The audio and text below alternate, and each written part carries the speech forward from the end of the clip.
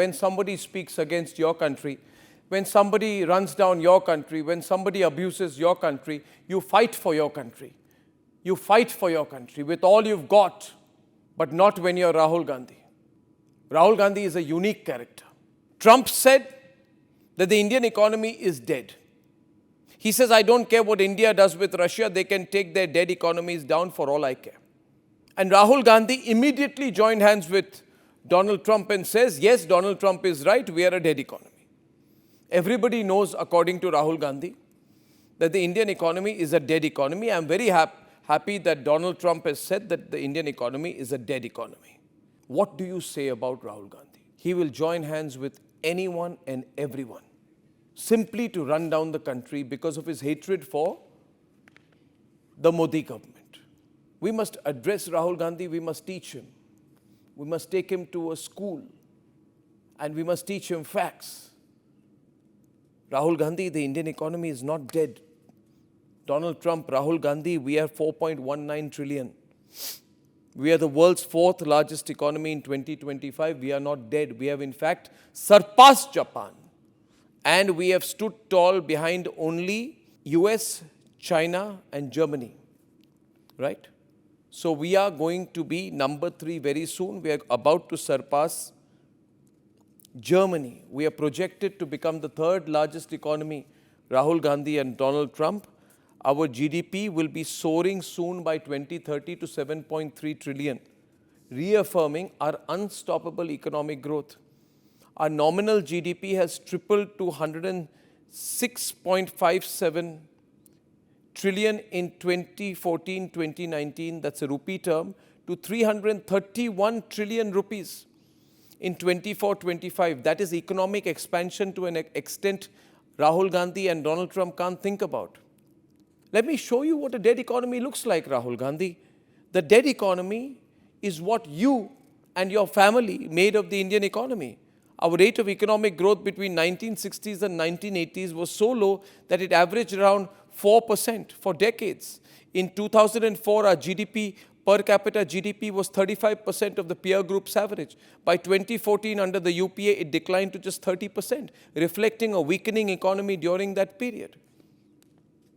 Now we are a robust economy. Now our infrastructure growth is growing. Now we are seeing the numbers. These are our financial year 26 projections. These are not the projections of a dead economy, Rahul Gandhi and Donald Trump. These are the projections of a fast-growing economy. But it is not unusual because Rahul Gandhi's hatred for Narendra Modi makes him join hands with the enemy. In fact, that is why, quoting Rahul Gandhi, the Human Rights Minister of Pakistan, claimed that there are people dying in Jammu and Kashmir. It is because of the hatred for Narendra Modi that Manishankar Aiyar went to the Karachi Literary Festival and said there is only one way of resolving India-Pakistan issues, by having uninterrupted and uninterruptible dialogue. The same Congress party went and sent Manishankar Aiyar to Pakistan, where he said, join hands with us and help us remove Narendra Modi. So it's the hatred for Narendra Modi that makes Rahul Gandhi discount these facts. In fact, Rahul Gandhi, if any economy is dying, it is the American economy. You should have known this, but you don't know anything about economics. Layoffs in corporate America over the first 5 months of this year have jumped by 80% under the Trump administration. Somebody tell this man that the only economy that is dying is the American economy. And in fact, Trump has further swelled the US national debt to the current levels of 38 trillion US dollars. The US dollar has performed at its worst level since the 1970s. Its value has dropped by 10% between January and June this year. Rahul Gandhi, understand something, for God's sake. Don't embarrass yourself. If there's any economy that is dying and in trouble, it is the American economy. In fact, Rahul Gandhi, you should be proud that Trump is getting irritated with the Indian economy because India has so much power. We are buying S-400 missiles, defense systems from Russia. We are buying drones from Israel. We are buying jets from France. We are signing defense deals with the United Kingdom. We are collaborating with Japan. And America, we don't need America so much. It's only one of the many partners we have. Trump is triggered because he knows that under Narendra Modi, the United States is not our only option. We have just signed an FTA with the UK.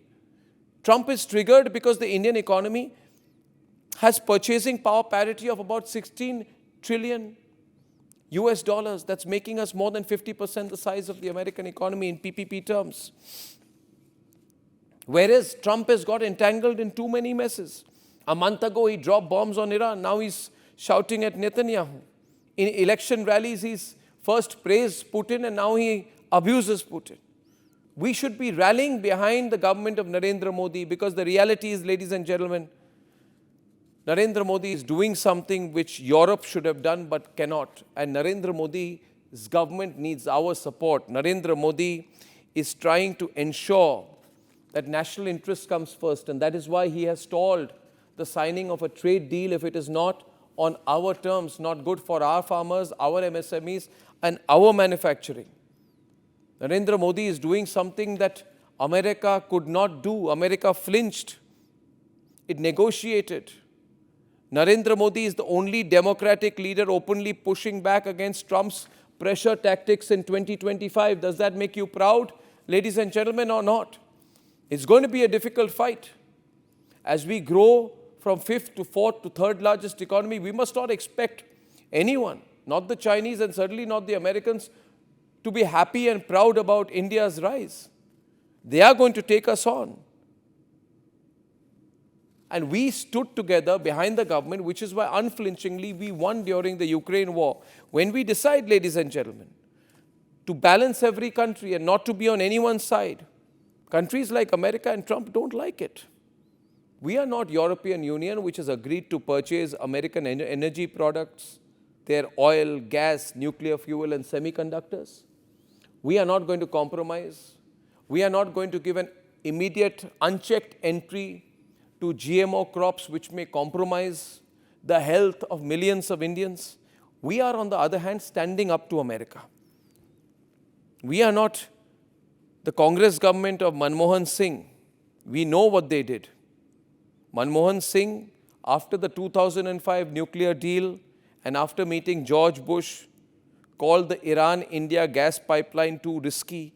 We retreated under American pressure at the cost of our energy security.